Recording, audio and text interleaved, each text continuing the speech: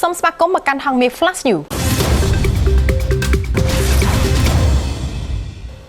ในព្រឹកថ្ងៃទី 2 ខែធ្នូ ឆ្នាំ 2020 នេះនារីម្នាក់ជាអាជីវករលក់ម៉ូតូប្រើប្រាស់កេរនី Facebook ឈ្មោះច័ន្ទថឡៃនៅពេលឃើញរថយន្តសង្គ្រោះមួយគ្រឿងមកទទួលយកបរិសម្នាក់នៅលើផ្លូវក្នុងសង្កាត់អូរស័យទី 2 ខណ្ឌ 7 មករាម្ដុំផ្សារអូរស័យនារីរូបនោះបានទាញទូរស័ព្ទដៃធ្វើការ live តាម Facebook របស់ខ្លួនភ្លាមៗមានអ្នកចូលទស្សនាប្រមាណជា 20000 នាក់បង្កឲ្យមានការភ្ញាក់ផ្អើលនិងជ្រួលច្របល់យ៉ាងខ្លាំងពេញផ្សារអូរស័យ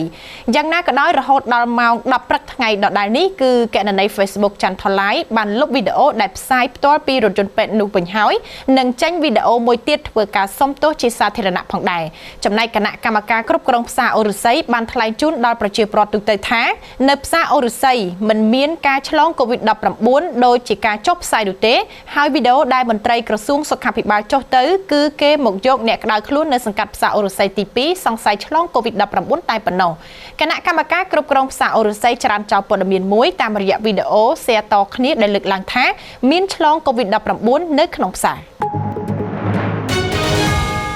រដ្ឋបាលខេត្តកំពង់ចាមបានចេញសេចក្តីបំភ្លឺព័ត៌មានពាក់ព័ន្ធទៅនឹងករណីអ្នកឆ្លង COVID-19 ចំនួន 6 នាក់ដែលប៉ះពាល់ព្រឹត្តិការណ៍សហគមន៍ 28 វិច្ឆិកាបានធ្វើដំណើរទៅលេងបងប្អូននៅស្រុកព្រៃឈរខេត្តកំពង់ចាមសេចក្តីបំភ្លឺរបស់រដ្ឋបាលខេត្តកំពង់ចាមបញ្ជាក់នៅព្រឹកថ្ងៃទី 2 ខែធ្នូ ឆ្នាំ 2020 នេះបានឲ្យដឹងថាអ្នកឆ្លង COVID-19 ទាំង 6 នាក់បានធ្វើដំណើរទៅសាកសួរសុខទុក្ខបងប្អូនរបស់ពួកគេនៅស្រុកព្រៃឈរខេត្តកំពង់ចាមកាលពីថ្ងៃទី 24-25 ខែវិច្ឆិកាឆ្នាំ 2020 មុនពេលដែលក្រសួងសុខាភិបាលបានរកឃើញករណី COVID-19 មិនបានមកខេត្តកំពង់ចាមក្នុងពេលថ្មីឬនៅព្រឹកថ្ងៃទី 1 ខែធ្នូ ឆ្នាំ 2020 នោះឡើយបន្ទាប់ពីទទួលបានព័ត៌មានភ្លាមអាយុធមអ៊ុនចន្ទដាអភិបាលខេត្តកំពង់ចាមនិងប្រធានគណៈកម្មការខេត្តប្រយុទ្ធប្រឆាំងនឹងជំងឺ COVID-19 បានចាត់វិធានការបន្ទាន់ឲ្យមន្ត្រីសុខាភិបាលនិងអាជ្ញាធរស្រុកព្រៃឈរចុះធ្វើការស្រាវជ្រាវរោគអ្នកដែលប៉ះពាល់ដោយផ្ទាល់ដោយរកឃើញចំនួន 8 នាក់និងយកពួកគាត់មកពិនិត្យយកសំណាក់និងបញ្ជូនអ្នកប៉ះពាល់ទាំង 8 នាក់ដែលមានការប្រឈមកម្រិតខ្ពស់មកធ្វើចតាឡេសាកម្រិត 2 នៅសន្តាគារមេគង្គក្រុងកំពង់ចាម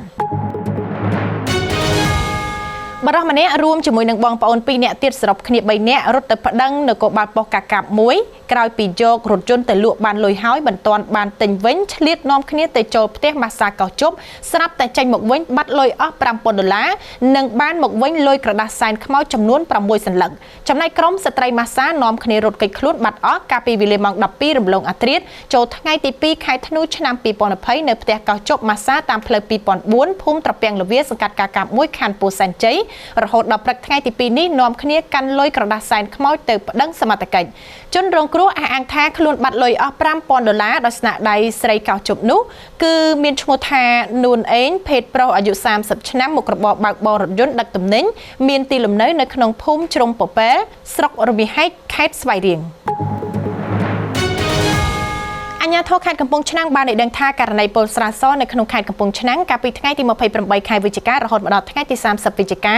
មានអ្នកស្លាប់ចំនួន 10 នាក់ហើយចំណែកអ្នកពលស្រានោះគឺមានជាង 100 នាក់ហេតុការណ៍អ្នកស្រុកអ្នកពលស្រាសបានកើនឡើងនៅឃុំជាបស្រុកទឹកផុសខេត្តកំពង់ឆ្នាំងមុនមានករណីពលស្រានេះនៅស្រុកភូមិនោះគឺមានករណីពលទឹកដោយសារតែបាញ់ថ្នាំនៅចំការអឺលឹកដោយបានបណ្ដាលឲ្យស្លាប់ស្ត្រីអ្នកភូមិ 2 នាក់កាលពីថ្ងៃទី 24 ខែវិច្ឆិកា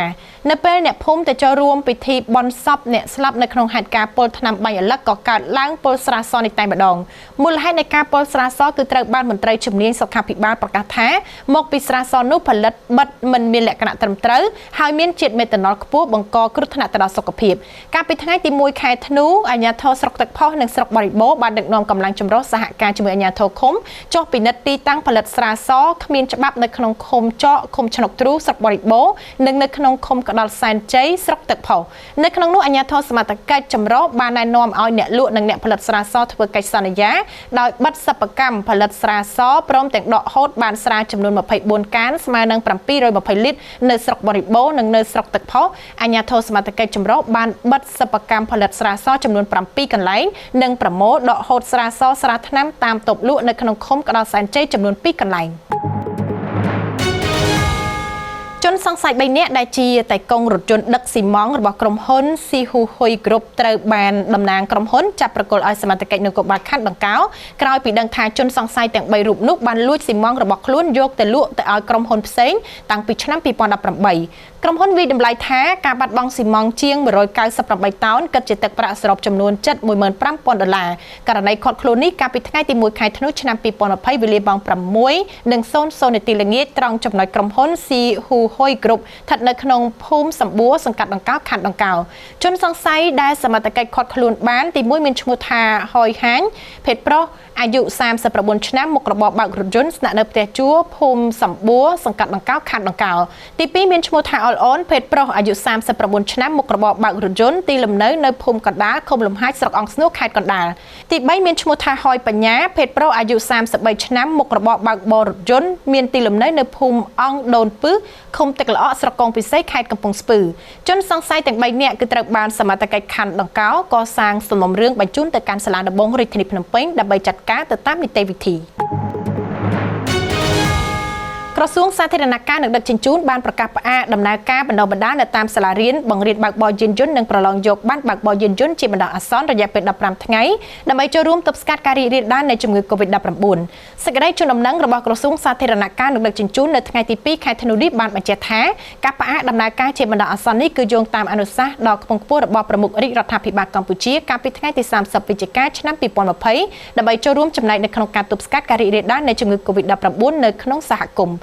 នៅទីតាំងមណ្ឌលផ្ដល់សេវាសាធារណៈរបស់ក្រសួងសាធារណការនិងដឹកជញ្ជូនទាំងអស់ត្រូវផ្អាកដំណើរការប្រឡងយកប័ណ្ណបើកបរយានយន្តរយៈពេល15ថ្ងៃដែលគិតចាប់ពីថ្ងៃទី1ដល់ថ្ងៃទី15ខែធ្នូឆ្នាំ2020ជាមួយគ្នានេះការបណ្ដុះបណ្ដាលបើកបរយានយន្តនៅតាមសាលានិងសាលាបង្រៀនបើកបរយានយន្តទាំងអស់ក៏ត្រូវអនុវត្តដូចគ្នាដែរសូមអរគុណចំពោះការគាំទ្រហៅមាន Flash News